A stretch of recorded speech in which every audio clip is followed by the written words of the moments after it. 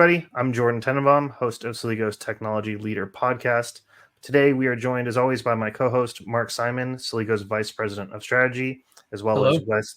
Hey, Mark, as well as Wes Duquette, who's a Vice President and General Manager of B2B Technology at ShipBob. Wes, welcome to the show.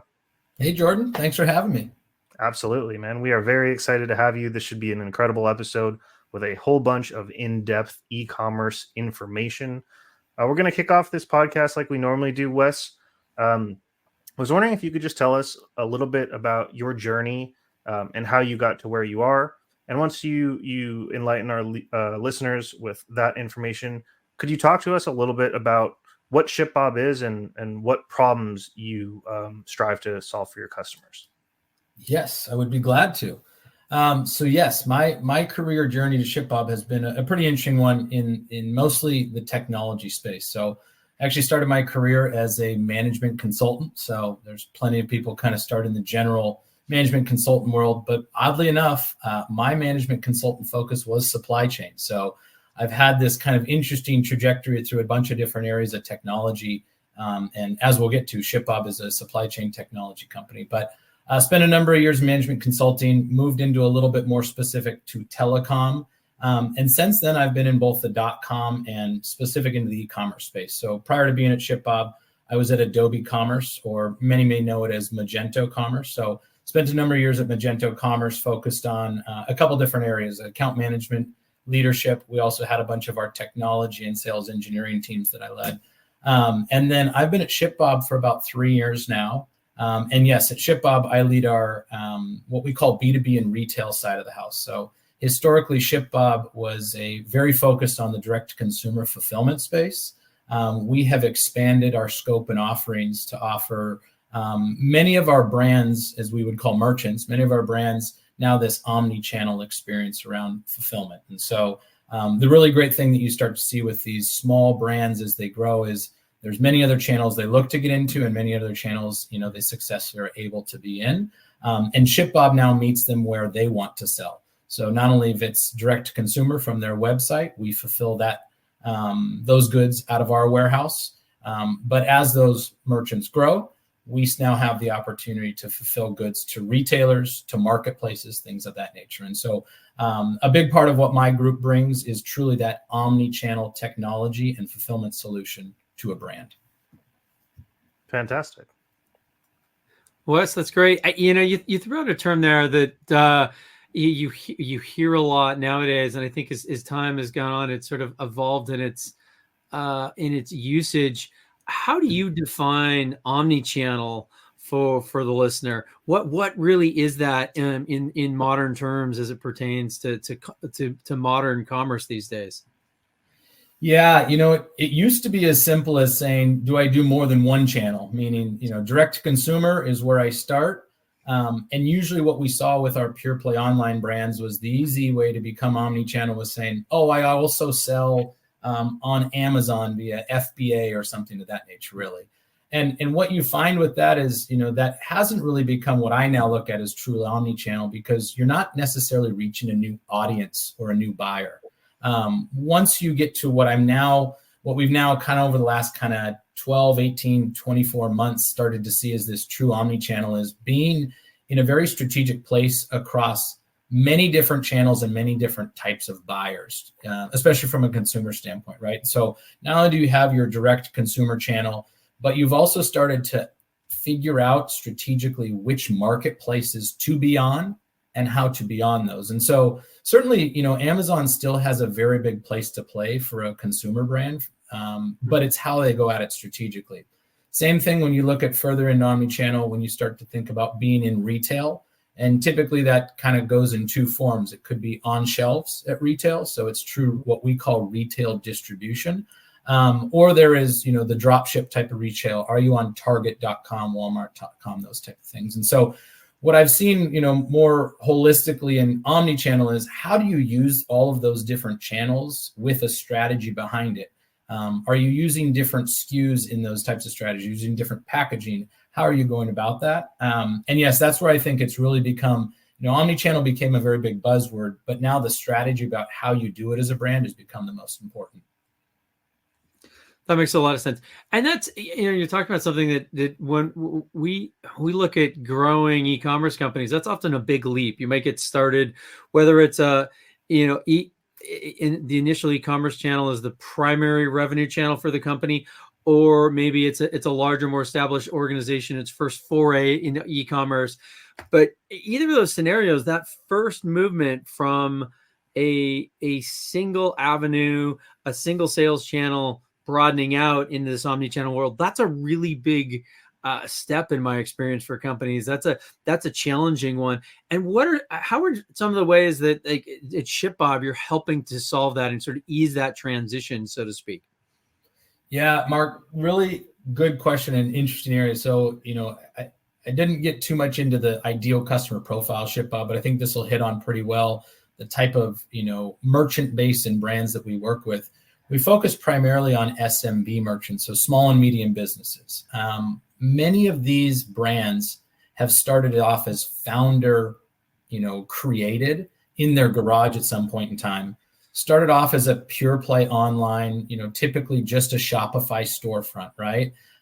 At some point in their history, they've had this nice upward trajectory, whether it was a viral post or whether they've really grown a good audience through their either personal Instagrams or other marketing channels, right? But they get to this certain point where they really have an opportunity to start to grow their brand beyond kind of that initial channel. But it's a big step. So, I mentioned the going on Amazon. That's a very easy step. Most of the technology works the same. It's a pretty straightforward, like being in Shopify. But there's a true maturity that needs to happen in a brand in order to be in retail. So, no matter how many followers you may have or how many, good marketing posts you put out on TikTok, there is still a big leap to be in retail. And a couple of those things are really just, we work with a lot of our brands to be retail prepared, meaning, do you have barcoding that's required, the right UPCs? Do you have the right packaging? A lot of these things come down to almost the physical needs of your product. And then you start to leverage your 3PL as we are to make sure that it leaves the facility on time. It's what we call on time, in full, or OTIF. So all of those types of things are this big leap from sending single packages out to customers' doorsteps and thinking about how you're a bigger player in those channels. And I think the biggest thing that, is a lot of the advisory we give is that initial preparation for going omni-channel, if you will. But one of the other major considerations is, what are the economics around these channels? So being able to start to break down, our merchant base and most SMBs know their direct consumer, acquisition costs and economics pretty well, right? Mm-hmm. But as they start to look into other channels, they start to find that, gosh, maybe I didn't want that massive order from a Walmart. Maybe the economics of those orders aren't right for my business. And so one of the other areas we try to advise is, we certainly want to help you grow your business, but let's think about scaling it in the right way and making sure that what you're going to do is going to be accretive to your overall mission or strategy within omnichannel. That's really interesting. How do you help companies get that additional level of insight? So to kind of double click into that, because I think that's one I've certainly in my past in e-commerce, working with clients in the past, working with customers. Now you often see that a particular move is made to add the new channel or maybe launch a product line that's targeted to a new type of customer.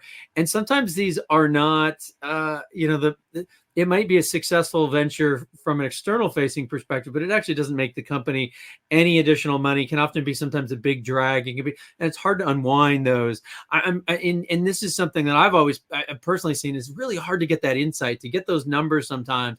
I'm curious, what are some of the things you're doing to help your customers get that insight? Because I think that sounds like a very valuable one. Yeah, Mark, this has been the fun part about, like I mentioned, ShipBob is a technology-driven company. I brand us as a technology-driven 3PL or third-party logistics provider, right? But what we are really based in is data and technology. And so, throughout our history, that's about 10, 11 years old almost now, everything we've done is to have a technology layer on top, meaning what we'll do in direct consumer fulfillment is certainly make sure your package gets out on time, has what we have is what we call SLAs or service level agreements. Packages get out within the first 10 to 24 hours. They're out the door, gets to the end buyer. But the big piece around this that we wrap is the analytics to be able to start to look at the metrics of your business and diagnose how you're doing originally in direct to consumer, right? And so the biggest piece that we're allowing merchants originally to do in our D2C fulfillment side was to actually see what's happening in their business and start to see the impacts from a cost standpoint of this very big investment side that comes in logistics. And so that's one of the pieces we've expanded into our retail sector, is starting to be able to say, gosh, what is it costing you to send one unit, one pallet, one truckload to Target or Walmart? And is that what you expect versus your other channels, that you now get to compare that to what we have as D2C breakdowns of what you make on one unit, those types of things. And so now we've started to set up this really nice analytics package that gets our merchants accustomed to being able to break down the cost of fulfillment. And they can do the same type of thing as they look into different channels that they now service through ShipBob. Awesome. That's really interesting. That's pretty cool. And I think of like, I think a lot of people out there think of a 3PL just as it's a warehouse for hire, if you will, right? Give me some place. I'm buying some space to store stuff, and then send you a list of orders to fulfill every day, and those go out the door. And but it feels like there's a lot more to it that you're offering, and especially around those value added services. And am I kind of understanding that correctly, and how you're differentiating there? Yeah, it's certainly a big part of it. And you're right. The traditional kind of 3PL model was, we have a warehouse, we have an ability to put your goods in here, and we'll make sure it gets to the right end place. And that's certainly a part of our model as well.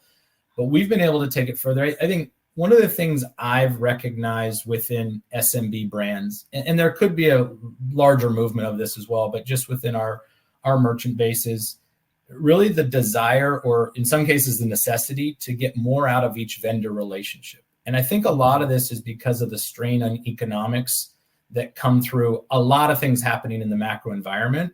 But each vendor relationship you have, there's a necessity to hopefully get more out of that, right? And so if your 3PL can also be your data insights to how better run your business and how to think about what channels to accelerate or not, it's a place where they can start to think about, well, a lot of my merchants used to have brokers to get into retail, and brokers would guide them. Many of them are now getting direct connections from a Target to say, do you want to come into retail? And so this brokerage arm often isn't necessary, but there's a gap in there as who provides analytics. And so we're in a place as a 3PL being data driven that we have a chance to say, let's expose those on our dashboard. Let's show you how Target is performing, those types of things. So yeah, I think the biggest trend that we see from these SMBs is the necessity to have a vendor provide more. And that's the place where ShipBob's really well versed in, being able to expose data, being able to break down what's most crucial to a D2C and a retail driven business. Interesting. So almost in a way, you're bringing some more enterprise level functionality and analytics around these channels down to the SMB market, then something that they wouldn't otherwise be able to get without rolling themselves. Yeah. And I think you've probably seen this across, as you think about the amount of partnerships that can be out there, when we look at a Procter and Gamble or some of these larger type enterprise businesses, they're certainly going to have access to a business intelligence tool, many different teams and data science teams that can focus on that and spend lots of time optimizing their supply chain network, right? When we look at our SMB merchants that are often founder-led and have very small supply chain teams, these are the types of things that they require from somebody. They don't often get it from a 3PL, but in the world of ShipBob, that's possible. We have a pretty cool case study that we have out there with a pet merchant that's grown to over $100 million in revenue with only 4 people within their supply chain team. And the reason they're able to do that is they leverage ShipBob to do analytics. They leverage ShipBob to do optimizations to say, where should the product be? When should the inventory come in? And they've been able to grow a global network with ShipBob by doing that. And so it's a pretty cool thing to see that, when you think about it, where you want to invest in your business as a small brand, you need to think about, there's only so many things you can do. And most of our brands are really good at marketing because that's what their backbone is. when they can spend time in marketing their own business and not have to think about how do I grow supply chain or how do I grow my capabilities, it's a really good place for them to scale the business further. I have a quick question, Wes. So it seems like you really spend a lot of time catering and taking care of these, like you said, small business owners, or I guess growing business owners, who might have gone viral or grown really quickly, but don't necessarily have the skills or the knowledge or the team size to really expand as much as they can or as quickly as they can. And I mean, just for example, something that ShipBob recently unveiled or unrolled was Fulfilled by TikTok, where you're helping TikTok creators scale their business and ensure that shipping and orders are taken care of and sent out. I'm curious what else you do, whether it's software alone, whether it's education. How are you striving to help these small business owners who might just be a person behind a phone and nothing more? How do you help them succeed where they're competing with these enterprise companies, Amazon, Target, Walmart, and while they're competing against like an omni-channel attack from those larger companies? Yeah, Jordan, I love the question because this is something that really has been a big focus and investment area for ShipBob in the last number of years. But it's also, come to fruition now that we've been able to bring a global capability to our merchants. But the biggest thing that it starts with for our SMBs is the ability to scale as they need. So ShipBob is a place where, depending on if you want to, slowly invest and grow your business, or you have that viral moment, it can happen. But I think, Jordan, what we found for these SMB leaders is, they don't have the experience across all the other areas you mentioned. A really big part of this is, how do you take that next step by understanding what your peers are doing? So we've had the fortune of being in this relationship with TikTok that allows us to say, here's what we've seen as the strategies that are working and are not working on TikTok. There's a lot of things that come out that say, it's a lot of trial and error that can happen. Our hope, and especially the way that we approach it from a merchant success standpoint and account management, is here's the things that we've already seen work within the TikTok world. Most of that means, utilize influencers. That's where we've seen it the best. Here's introductions we can make. Here's technology pieces we can make a play in there. And so, we always like the term of being able to see around the corners. And how do we help those merchants and small brands see around the corners so they don't have to go invest those marketing dollars in trial and error in TikTok or Instagram and things of that nature? And it's not a, foolproof way and one size fits all, but having the chance to have really good exposure to merchants who have been successful and brands who have had that, it's a really good community that we can build and pass along for the right ways to do it, or at least some really good ways to start. Seems like that type of experience is exactly aligned with what Mark was asking in terms of bringing enterprise tech and enterprise knowledge into the SMB market. And it seems like you guys are obviously doing that very well, considering you have hundreds of thousands of orders already being, shipped out. And that was a few months ago when you made this release. Sorry for interrupting, Mark. I know you were on. You had a big TikTok is a powerful platform. It's a powerful platform, that is for sure. Well, I know I like the question, Jordan. So it is what you mentioned, Wes. TikTok is a very powerful platform, and we see almost, depending on your perspective, how long you've been around, this is a second or third coming of social commerce, if you will. I'm curious to get your take on this version of it. And is this it? Is this the time when is this the cycle where it really takes off? What do you see there? What are the trends you see in the potential in it right now? Yeah, Mark, and you and I probably could have a good long conversation in it. That, to be candid, social commerce I thought has been pretty underwhelming up until TikTok, to be honest. Like, if I look at, especially, back in my history and days with Magento, we had a very big push around Facebook commerce, and that was one of the great integration point. And to be honest, between Facebook and Instagram, and there was a Twitter version at some point, like, none of that really took off. But all, from the exposure I have to TikTok, which is intimate in some places, is that this is a much different, trajectory it's been on. And the shoppability that comes with TikTok Shop is much different than what's come before it. So I don't know if it's the end all be all, Mark, but I do know that it's been much more effective and successful, both from a buyer standpoint when I'm interacting with it, and from a fulfillment standpoint, having brands that are on there. So, there's certainly been something that's been found, an insight that we've started to see. And I think this is where, Mark, there's still gaps in areas that will need to evolve in social commerce.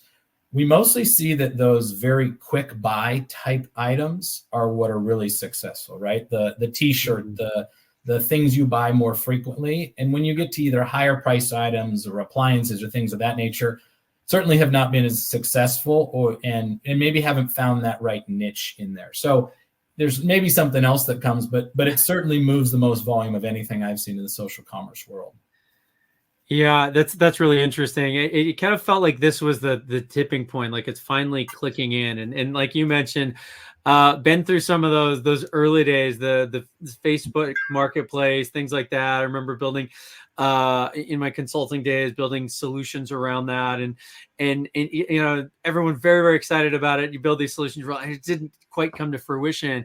And I see something very different here. Like it seems to finally be clicking for the right type of product. And I think that's the key thing. Certain things are very applicable, some aren't, but the ones that are and tie together that, that very fast moving, trendiness aspect, highly dependent on influencers, seem to really kind of click on all cylinders and work well. And we certainly see a lot of interest from our customers in that as well. And I got a recent chance to meet some of the TikTok team that's based up here in the Northwest and get a sense of like, the customers that they're working with and the volume that they're seeing, just the number of companies that are approaching them and across the breadth. And in a lot of ways, I was thinking, I was like, oh, there'll be a lot of smaller e-commerce companies adding another channel. They might just be, they might only have a Shopify store. This might be their second channel. It might be maybe the third. They've got an Amazon one too as well. But no, I mean, really hearing about everything under the sun, enterprise companies coming in and tapping into this. So it really opened my eyes to like, wow, this is getting a momentum behind it that haven't really seen yet in the social commerce, and kind of made in my mind, it was kind of like, okay, this is probably when it really takes off. Is my guess, but my crystal ball is cloudy sometimes. Well, Mark, this will be an interesting thing, and I don't know if you have any thoughts here, but the one area where social has been a really big part of most of the brands I've been a part of. There was always a very big Instagram or other component because of the repeatability of the metrics, right? And so while it wasn't the end all be all for social commerce, there was a very repeatable way to go about putting marketing dollars in and having an ROI on those.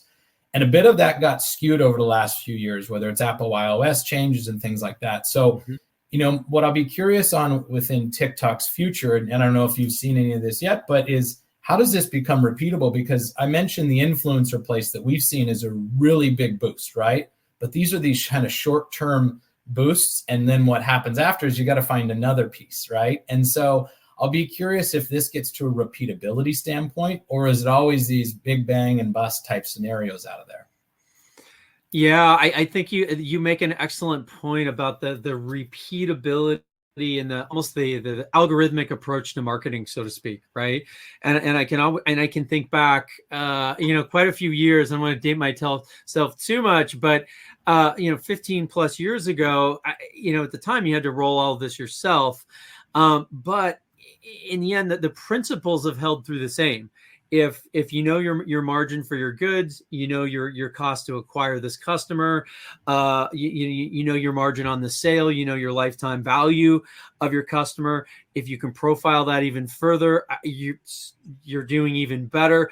But then you essentially pour the money into those campaigns until they break even or get to your threshold, and it's really, in some ways, pretty simple. It's hard to execute well. It's a lot of work and a lot of really technical details. But when you get it, it's a really fantastic thing. And it took marketing from something that was very, very tangible, even in not just B2C, but even in B2B to a certain extent. And I think is pretty amazing. But you bring up a good point. It's gotten a lot fuzzier. And if this somehow creates through any new channel that creates a much more repeatable mechanism, I think that tells a lot to any business leader that's thinking about, should I go in this direction? And how well can I measure that? How easily can I get the ROI on that? And I think if the answer is yes, that's going to tell us a lot about where someone should go, A, and then B, what's going to stick around and really last. I like the perspective. What's interesting about, and this is where enterprise and small brands have a similarity, at least, our small brands that are becoming into that medium specter, also starting to get into retail, those kind of things, right? So I think many enterprise brands that are making investments in TikTok and thinking about some level of social commerce, not always looking for, acquisition at the point of entry and saying, let's make a sale today. There's always an attribution to, are we getting exposure? And does that lead to a sale in retail or whatever it might be? So many of my small or medium brands that are in retail will start to look at that and say, even if we're not making a sale at point of sale in a social commerce scenario, does that give us benefits in other channels? And so I don't know if it's been proven out one way or another yet for the larger brands that type of exposure can help. The attribution is great when you can make a sale right there and click through. But do you get anything beneficial out for a longer term besides that one-time buy? Yeah, and that's where that's where things have been fuzzy, and I think they continue to be fuzzy. Excellent. Wes, one thing I wanted to kind of take us back to a little bit was you mentioned the profile of customers that you work with. SMB customers are often growing. They're reaching that key inflection point. And traditionally, I think from my perspective, and this is coming from Celigo, working with a lot of companies in that, thousands of customers in that e-commerce space that are growing and high growth, but also previous in my consulting background, the same thing was I always saw this inflection point with e-commerce companies, and traditionally, and I'm a little biased here because it was often oriented around an ERP implementation. They reach a certain point, and it doesn't QuickBooks and something else, and there's been various different flavors of order management systems sitting on top. QuickBooks Plus didn't seem to meet their needs. And so I think for a long time there was, I think about for 7, 8, 10 years, there was this movement to, okay, you reach this inflection point, and very often it's, hey, I'm selling on multiple channels because now I've got much more complex operational requirements around inventory.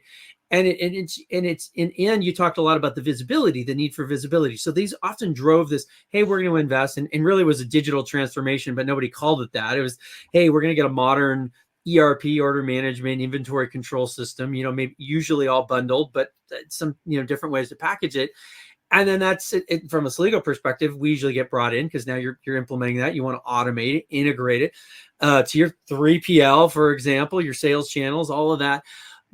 And that was, I felt like the standard pattern. And what I've started to see emerging more and more is an alternate pattern to this as as more and more solutions out there have emerged. And some of these are from like ShipBob providing more data visibility from a perspective of a 3PL perspective. Sometimes even a 3PL providing more of sort of multi-channel order management, even taking on that inventory control functionality for their customers. And so I've seen this alternate path develop where a company, an e-commerce startup, can move through and really grow to be much higher in revenue without having to go down the traditional ERP implementation path. And I know it's kind of a long lead up, but I think it's a super interesting, at least for me, it's an interesting topic. And I'm curious to hear, have you seen anything? Do you see the same pattern? Do you see it? I just kind of want to get your take on that, what you're seeing out there. Yeah. It's funny. You mentioned the ERP market. That's what jumps to my mind. It's like, that's kind of that big investment you need to make. Yep. But I'll give you a couple examples where I've seen that be a different place that our merchants take. And maybe it's a lighter weight, but the the very beginning of this as a small business is different than it used to be, maybe not 5 years ago, but certainly 10 years ago, right? If you're going to have a technology, you used to go out and think about the amount of servers you might buy and how many do you need to do to make a first investment, right? Well, now you go to AWS, you go to, the Google version or the Microsoft version, and you can buy a very small portion of that. So you can quickly get set up technology-wise with just piecemeal type pieces that are truly enterprise grade, right? So like you're getting the best server technology as Facebook is in a sense, right? But this is where when you start to get, the ShipBob position of this is we become the inventory system of record for many of our small businesses up to a certain point.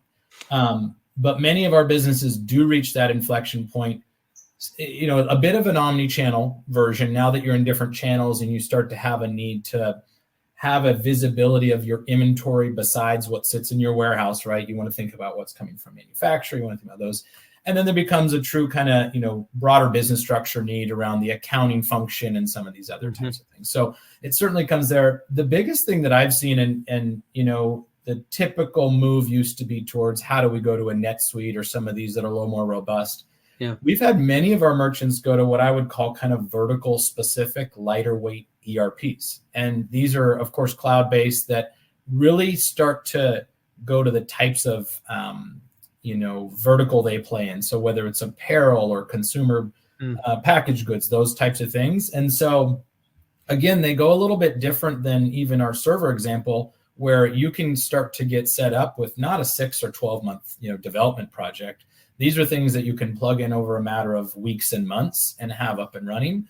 So I think it's an interesting way to grow a business. I think that what we found with a couple of our really highly scaling merchants is they will still outgrow that type of thing. So I think there is an ironic version that's happened there where you have this almost middle place you get to on a lighter weight ERP and you say, this is actually great for what I need today. And then you find you're growing at such a rapid rate that, in another 18 months, you say, oh, I've already outgrown this. And the ultimate jump that I maybe should have made to a more, closer to enterprise grade version might still need to happen. So I think matching that, whether it's investment or growth profile with what you're going out to search from a technology standpoint, very important. Yeah. And I think you bring up a good point about those solutions. If you're really on high growth and you're growing aggressively, you're going to exceed their capabilities. And I think this is really the true of any out of the box solution, because ultimately you go with anything that's too out of the box. And the question is, well, what are you getting? Well, you're getting speed of implementation, time to value, like rapid time to value. And, to be honest, it's alleviating a lot of the work. And the natural question is, well, why? Well, it's because it's generally making a lot of business process decisions for you. They're already made. You're buying those with it, but it's taken a point of view that, may apply to 80% of the companies in your revenue size, whether you're looking at a vertical ERP solution, whether you're looking at a point-to-point connector integration, where you're looking at sometimes some pre-canned inventory control thing that's tacked onto maybe a fulfillment solution or something.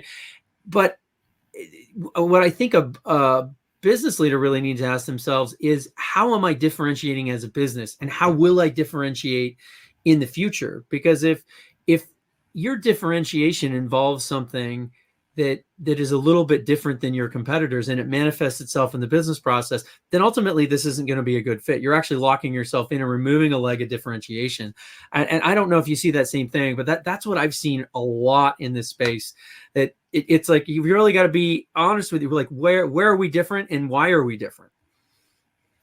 Absolutely. And what you end up doing, when you go with the more cookie cutter solution, which can be okay for a short term, is you then end up scaling your business or structuring your business by that.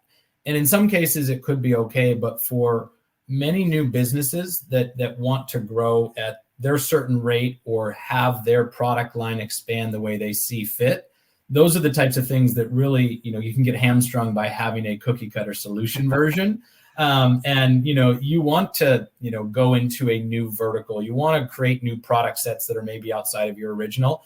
And if you don't have a version of customization in there, you'll be in a tough place. It's interesting because I of course, have an order management background, having Magento, and Magento had a piece connected into there. And we used to have merchants all the time say, like, gosh, why do I want to go out and pay for the development of this? And it's basically the same reason you want to, have your own home to live into, right? It's okay to be at a hotel, every once in a while, but if you're going to be in something long-term and something you see yourself in extended periods of time, this is why you go through that development effort.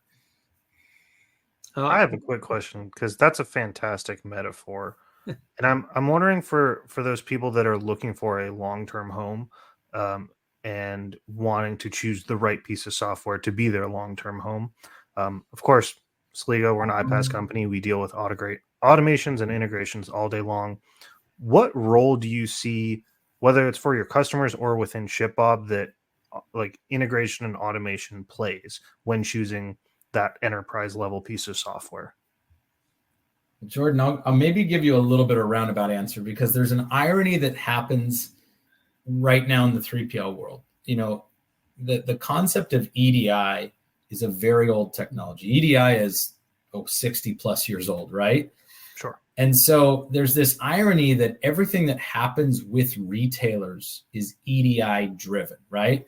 And likely the right way to go about technology is some level of API integrations or some of these other types of things. And so most of the systems out there aren't looking to be EDI based. And so at least from a perspective of somebody who's at a technology based 3PL, you almost have these two things that are at ends.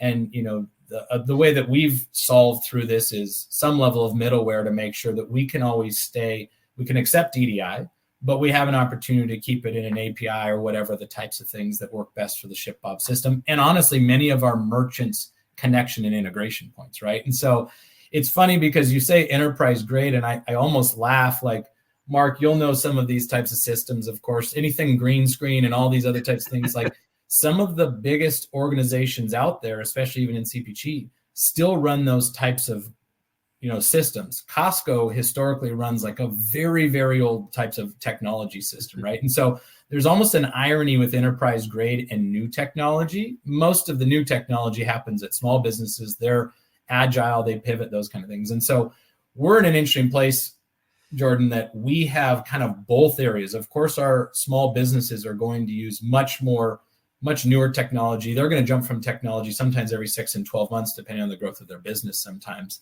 But we're still needing to go with some of the older guard technology. We're still needing to use EDI to make sure they can receive retail orders, things of that nature. So what I've actually seen is having a provider or thinking about your partners that are able to flex to some other areas, and whether it's open APIs or the ability to think about different types of technology ingested and then make it simplistic for the end user or the end integration. That's been the most feasible that we've gone about. That differentiation makes a lot of sense. And for the listeners out there, that's why I'm not a VP at a technology company. Mark, we got EDI may never die, I hear. So I don't know, Mark, if you have an opinion. The first time I took a look at an EDI document, gosh, it was probably 25, 30 years ago. And I was like, wow, look at this thing. This is ancient. And everyone's like, this is going away. This is going to be replaced. And you know what? It's still here. And as an organization at Celigo, we've been very API focused, try to focus on modern, connecting cloud apps where it's going. But the reality is that EDI isn't going anywhere. We've been supporting it in different ways. And to the point that we have actually made a major investment over the last 18 months into supporting it in a first-class way, because the reality was it's going to be here for another 20, 30, 40 years. It's simply entrenched so much, and you have to work with it. And the value is giving companies the ability to work with the legacy, the EDI, the old technology, but also very easily work with it in a way that they would work with a more modern API and try to bring it, live with it, but bring it into the modern age. So it's interesting. I'm not surprised at all that you're seeing the same thing, Wes. Yeah, it'll never die. But I think you're right. Like, even when I see small businesses think about, they have no choice but to use EDI in some fashion, but how do we make it digestible for us? And I think the same thing with Celigo, that's been ShipBob's, method and purpose is how do we almost make it so small, medium business don't even have to deal with that side of it, and they get to know their technology is going to integrate with it. So. Well, Wes, that was a fantastic way to wrap that up. And thank you for humoring me and answering my question. We're pretty close to time, and I know you have a baseball game to get off and coach. And so we want to make sure that we are respectful of that. Just to wrap things up, maybe take a minute or so of your time. But for those still listening, would you mind humanizing yourself outside of the role of vice president of a technology company, and let the listeners know what are your passions, hobbies, and interests, and then we'll send you on your way. I'd love to. Thanks, Jordan. Appreciate it. So yes, I'm here in Southern California. I've got 2 young kids, a 7-year-old daughter, a 5-year-old son. And my passions used to be golfing a lot before my passions became coaching t-ball and things of that nature. So no, it's become a lot of fun things we now get to do with our kids. Our kids now got into soccer, which I never played. And now I'm figuring out how I can teach somebody to kick a ball, not having ever known those kind of things. But then some of the things start to come right back into my passions. I grew up playing ice hockey, and my youngest 5-year-old son just started. So I'm going to be out there on the ice with him. I've been putting him on rollerblades and doing street hockey around here. So my passions from old have come back anew, which is pretty fun. That is fantastic. I'm sure you're aware, but there's not much ice in Southern California. So I do wish you the best of luck. Thank you so much for being a fantastic guest on this podcast. Again, I'm Jordan Tenenbaum. This is the Technology Leaders Podcast. We will see everyone next week with a brand new episode. Wes and Mark, thanks for joining as always. I'll see you guys around. Thank you. Great to be here.